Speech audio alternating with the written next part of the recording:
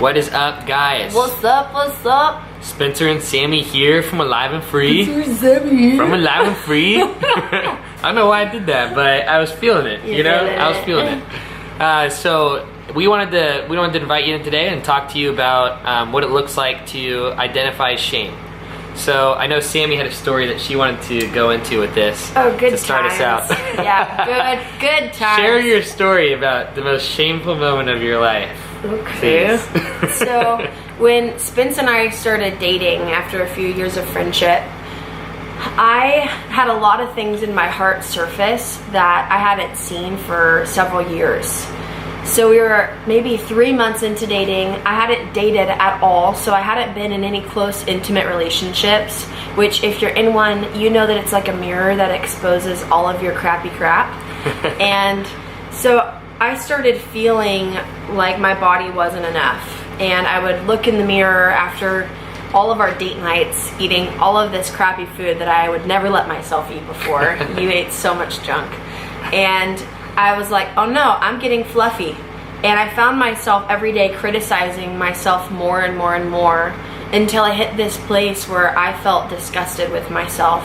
I felt so much self-hatred.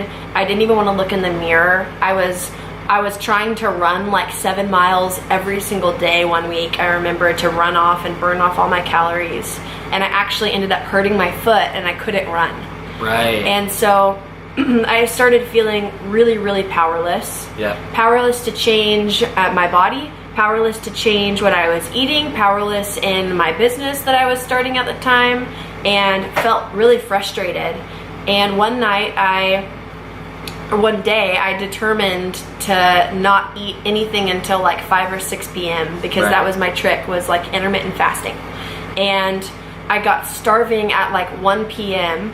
And so I sauteed some vegetables, like little tiny bowl of vegetables, and I ate it. And I was so mad at myself for breaking my intermittent fast that I went into my bathroom and I threw it up.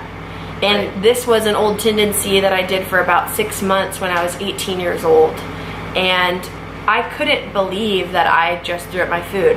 And I couldn't believe that I felt so much self-hatred, and I felt ashamed that I was in this cycle again. And I was like, where is this coming from, and why is this happening now? And then I saw you at the gym, and right? So I'm at the gym and I'm walking next to him, and I tell him, like, I'm feeling so much self-hatred and I don't know what to do about it. And I threw up my lunch. It was either that day or the day before. Well, you were actually talking about how you wanted to work out, but you feel like you didn't have the drive, and that's right. And you weren't even present with the self-hatred or the shame that was going on in the moment. I forget. And I know it's because we're looking through the lens of my experience. Yeah, the past 2 years now of having walked through a lot. Yeah. You know, but in the moment she couldn't even connect it. She was like, I just need I feel so powerless. I can't make this workout. I'm not even driven, but I know I have to be there. And I'm just sitting there watching her. I was basically trying to hate and shame myself into working really hard so that I could get the results, so that I was lovable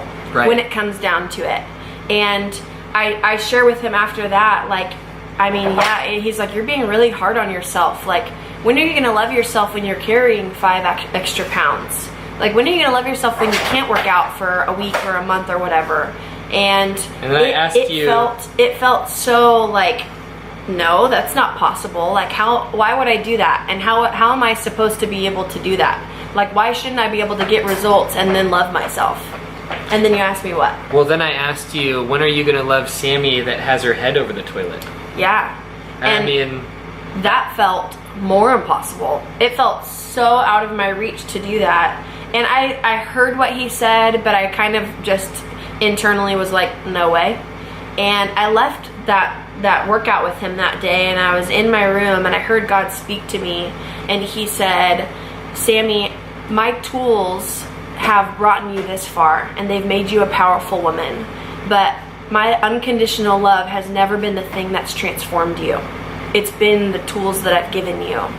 And I felt the words that he said to me so strong, and I realized in that moment, oh my God, when people ask me about how I got to this place and how I'm this way now and how I'm powerful now, I literally would point to all of the different tools that I had.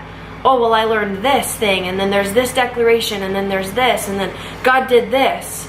And I honestly couldn't point to God's unconditional love totally transformed me and like radically changed my life. I couldn't point to that. And so in the moment when God spoke that to me, I was like, oh my God, I need you to teach me how to love, like how to receive your love and how to love myself. What is unconditional love? I don't want to use tools anymore. I mean, 1 John 4:19 says, we love because he first loved us. Yeah. We actually can't be empowered to give love until we receive love from himself. Yeah. And if all we've received up to this point is conditional love, that's the only love we can give away. Yeah. It's unconditional love that's the only type of love you can receive from the Father. When you receive unconditional love, you can give unconditional love away to yourself. And so we want to ask you and invite you into this, like where you may not have your head over the toilet and be in a moment where you're actually causing yourself to throw up in that type of self-hatred. There might be something else that you find yourself extremely messy in. Yeah. You know, maybe there's a version of yourself that you keep cycling through. When are you going to love that version of yourself in the moment that you're messy and in a state where you're judging yourself? Because I guarantee you, the moment you love that version of yourself is the moment that you're going to step into the next breakthrough. Yeah. Thanks, guys.